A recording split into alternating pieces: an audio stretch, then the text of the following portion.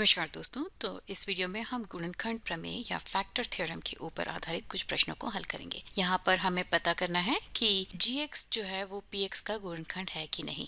और यहाँ पर हमने 4 प्रश्न ले रखे हैं। तो पहले प्रश्न में हमारा gx जो है वो है x-3 और हमें पता करना है कि वो इस एक्सप्रेशन का गुणनखंड है या नहीं।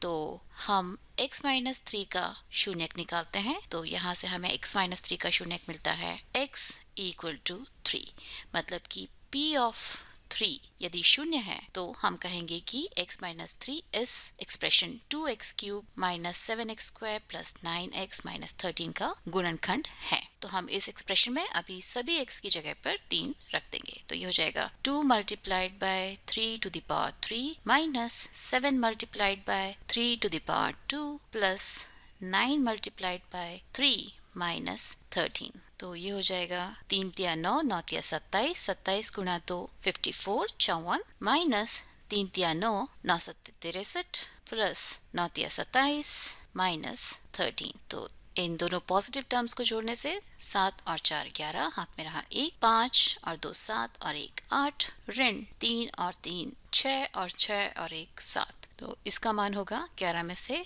6 गया 5। तो यहाँ पर हमें शेषफल जो है 5 मिलता है, मतलब कि यहाँ पर g of x p of x का गुणनखंड नहीं है, क्योंकि यहाँ पर हमें रिमाइंडर जो है वो मिलता है 5। ठीक है। और उसी प्रकार से हम देखते हैं कि अगला प्रश्न में ये इसका गुणनखंड है या नहीं। तो अगले प्रश्न में हमारा g ऑफ x है 2x माइनस 3 और इसका शून्यक निकालने के लिए हम इसे 0 से कंपेयर करेंगे। तो यहाँ से हमें x का मान मिलेगा 3/2 और अभी हम p ऑफ x में x बराबर 3/2 रख देते हैं। तो ये हमारा एक्सप्रेशन हो जाएगा 2 गुना 3/2 पूरे की घात 3 ऋण 9 गुना 3/2 पूरे की घात 2 प्लस 3/2 प्लस 15। तो ये हो जाएगा 3 तिया 9, 9 तिया 27, तो 2 गुना 27 और यहाँ पर भी 2 की घात 3 होगा, मतलब कि 8 ऋण 3 तिया 9, 9 नम 81 बटा 2 की घात 2, मतलब कि 4 प्लस 3/2 प्लस 15 या 15। ये हो जाएगा 2 चौक 8 और अभी हम इन तीनों का एलसीएम ले सकते हैं। तो एलसीएम होगा 4। तो यहाँ पर हो जाएगा 27 ऋण 81 प्लस 3 दूनी 6 धन 15। तो ये बराबर होगा, यहाँ पर हम 4 को डिनोमिनेटर में लिख देते हैं। 27 और 6 हो जाएगा 33 और 81 माइनस 33 होगा माइनस 48 डिवाइडेड बाय 4 प्लस 15। तो ये हो जाएगा 4 एकम 4, 4 दूनी 8 और 15 में से 12 गया 3। तो यहाँ पर हमारा रिमाइंडर मिलता है 3, मतलब कि यहाँ पर भी gx px का गुणनखंड नहीं है। और अगले प्रश्न में हमारा g ऑफ x है 1 माइनस 3 डिवाइडेड बाय 2x। तो इसे जब हम शून्य से कंपेयर करेंगे तो हमें x का मान मिल जाएगा 2/3। तो अभी इस px में हम x बराबर 2/3 सब्स्टिट्यूट करते हैं। तो ये हो जाएगा 2/3 पूरे की घात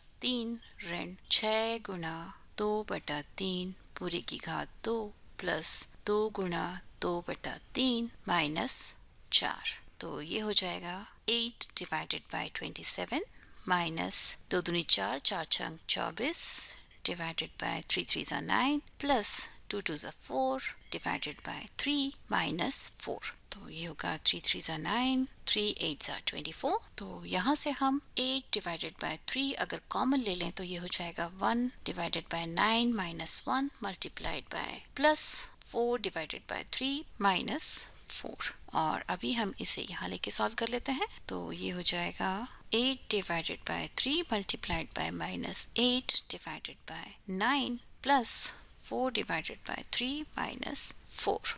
तो यहाँ पर यदि हम एलसीएम लें तो वो हो जाएगा 9 3s are 27।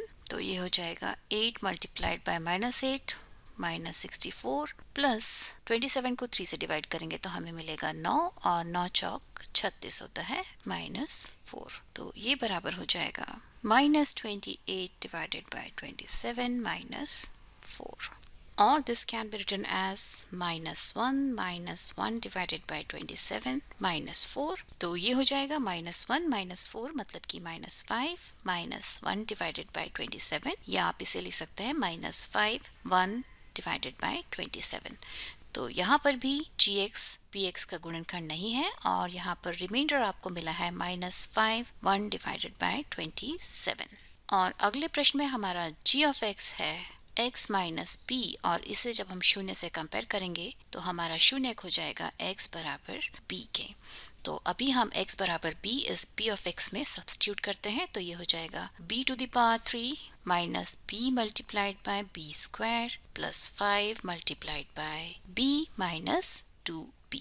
और इसे जब हम सॉल्व करेंगे b टू द पावर 3 हो जाएगा b cube, b multiplied by b square हो जाएगा b cube plus 5b minus 2b।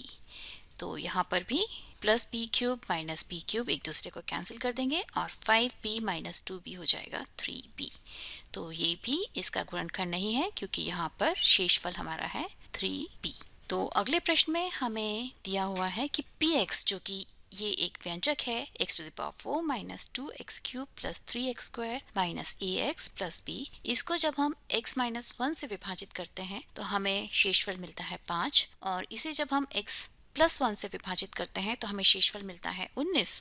तो हमें ज्ञात करना है कि इसे जब हम x माइनस 2 से विभाजित करेंगे तो हमें शेषफल के रूप में क्या प्राप्त होगा। तो जब हम इसे x माइनस 1 से विभाजित करते हैं तो क्या शेषफल मिलेगा, उसे पता करने के लिए हमें इसे 0 से कंपेयर करना होगा। तो हमें x का मान मिलेगा 1 या हम कह सकते हैं x माइनस 1 का शून्य जो है वो है 1। तो इस एक्सप्रेशन को x माइनस 1 से विभाजित करने से हमें जो शेषफल मिलेगा वो p ऑफ 1 के बराबर होगा। ये हम शेषफल प्रमेय का उपयोग करके निकाल सकते हैं। तो ये हो जाएगा 1 की घात 4 ऋण 2 गुना 1 की घात 3 प्लस 3 गुना 1 की घात 2 ऋण a गुना 1 प्लस b। और इसका मान क्या होगा, इसका मान होगा 5 के बराबर क्योंकि शेषफल हमारा है 5। तो इसे जब हम हल करने जाते हैं तो ये हो जाता है 1 minus 2 plus 3 minus a plus b, ये बराबर है 5 के। तो यहाँ से हमें मिलेगा b माइनस a बराबर होगा 5 माइनस 2 या 3 के। तो हमें मिला b माइनस a बराबर है 3 के। ये हमारी इक्वेशन नंबर 1 हो गई। और अभी इन्होंने फिर से कहा है कि यदि हम इसे x प्लस 1 से विभाजित करते हैं तो हमें शेषफल के रूप में 19 मिलता है। तो x प्लस 1 का शून्य क्या होगा, इसे हमें 0 से कंपेयर करना पड़ेगा और यहाँ से हमें मिलेगा x बराबर -1। p ऑफ -1 बराबर होगा -1 to the power 4 minus 2 multiplied by -1 to the power 3 plus 3 multiplied by -1 square minus a multiplied by -1 plus b। और इसका मान क्या होना चाहिए, 19।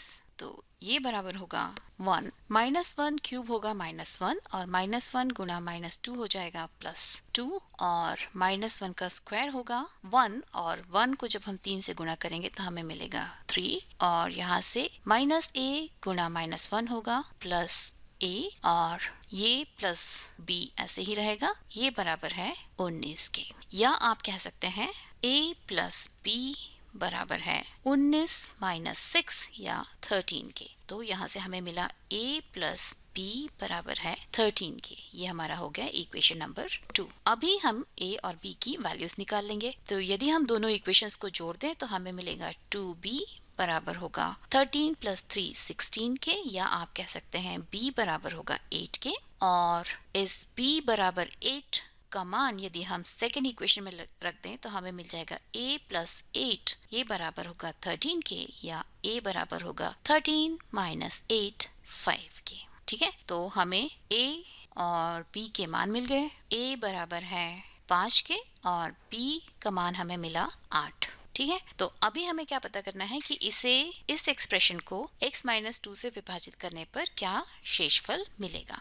हमें a और b के मान मिल गए हैं तो हमारा p ऑफ x बराबर हो जाएगा x to the power 4 minus 2x cube plus 3x square minus 5x plus 8 के। हमारा g ऑफ x है x माइनस 2 और इसका शून्य होगा x equal to 2। p of 2 जो है बराबर होगा 2 टू द पावर 4 माइनस 2 गुना 2 की घात 3 प्लस 3 गुना 2 की घात 2 माइनस 5 गुना 2 प्लस 8। तो ये हमारा है 2 टू द पावर 4।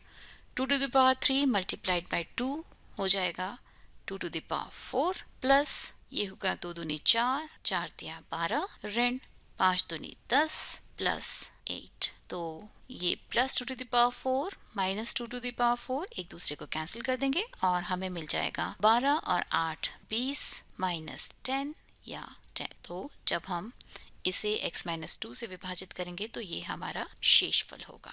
तो इस वीडियो के लिए सिर्फ इतना ही, और आने वाले वीडियो में हम और भी बहुत सारे फैक्टराइजेशन के मेथड सीखेंगे, और वो सीखना इसलिए ज़रूरी है क्योंकि आप आने वाली कक्षाओं में बीजगणित में जो फैक्टराइजेशन होता है उसका बहुत ज़्यादा इस्तेमाल करते हैं। तो मैं सभी तरह के प्रश्नों को हल करने की कोशिश करूंगी, तो मैं चाहूंगी कि आप वो वीडियोस ज़रूर देखें। तो उन सब के लिए आप मैथ स्मार्ट हिंदी को देखते रहिए, उसे सब्सक्राइब कीजिए। मैथ स्मार्ट भी देखते रहिए, उसे भी सब्सक्राइब कीजिए, और नोटिफिकेशन बेल बजाना मत भूलिए, और अपने दोस्तों को भी इन दोनों चैनल्स के बारे में बताइए। और तब तक के लिए नमस्कार।